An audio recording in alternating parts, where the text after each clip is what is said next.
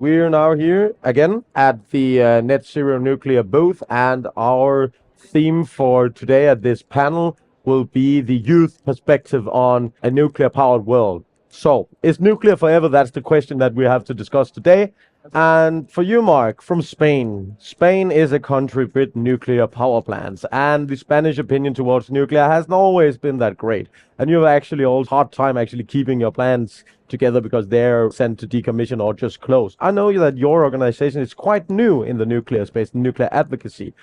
So what's your background and what are you doing in Spain to maybe save these existing reactors and maybe in the future build more nuclear to solve or mitigate climate change? Hello, everybody. I'm Marc Altés.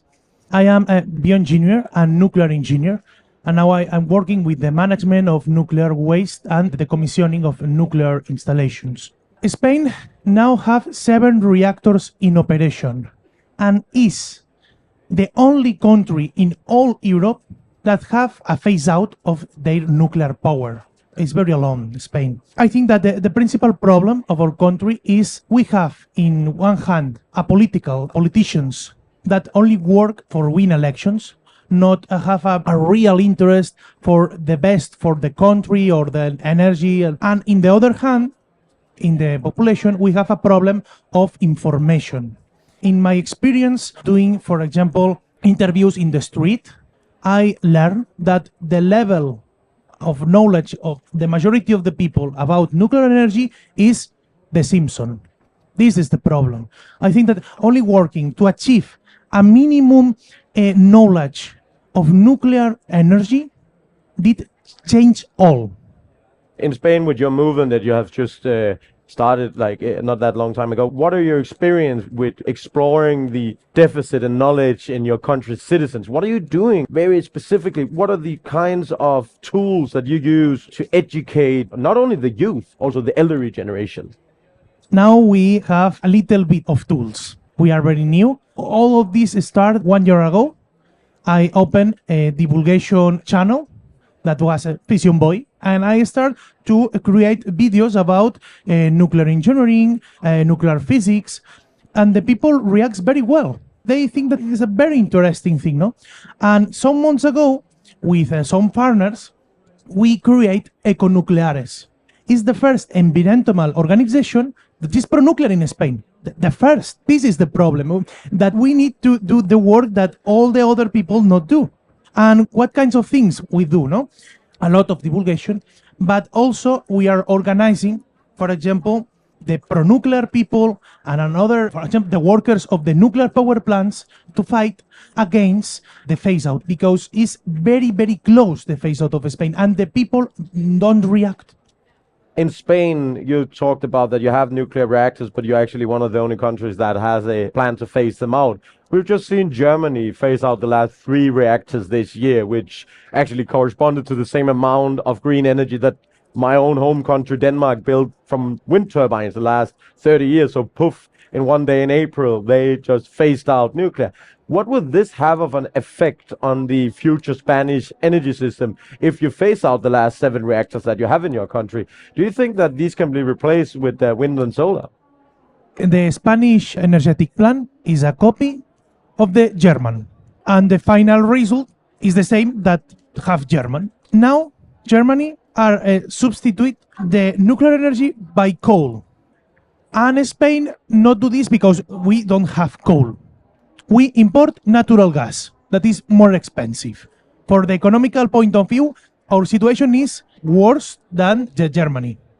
If we close all the nuclear power plants, in reality, you need more natural gas, because renewables, we know that are an intermittent source of energy. And what consequence have these, no?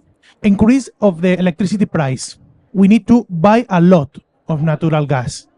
Instability, because gas is an energetic resource that have a very unstable price in the market. This is only needed to remind the gas crisis of 1 year ago. But not only this, we change the clean nuclear energy that don't emit CO2 by a fossil fuel. Not have any technical sense.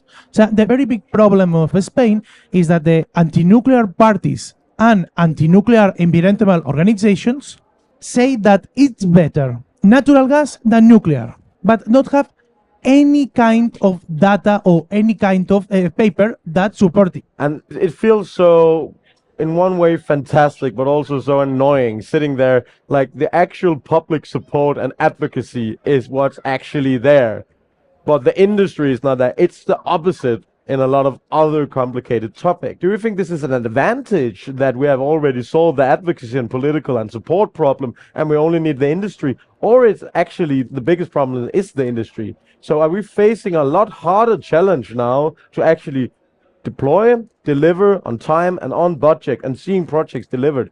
Because that's a pretty huge thing. A nuclear project, it's pretty complicated, we know. It requires a lot of money. So what are your thoughts in the future? What do you expect happening in the 10 years? Maybe, Mark, like, what are you expecting in Spain to happen in the next 10 years surrounding nuclear? I think that in reality, maybe the government start the phase out of these anti-nuclear plants, but they will have a lot of problems. Also for maybe public opinion and all of these things, but a technical problem. Because the phase out of Spain is technically impossible now. In one hand, we have to replace all this nuclear power with another thing. We don't have this another thing. It is needed to build and very, very fast.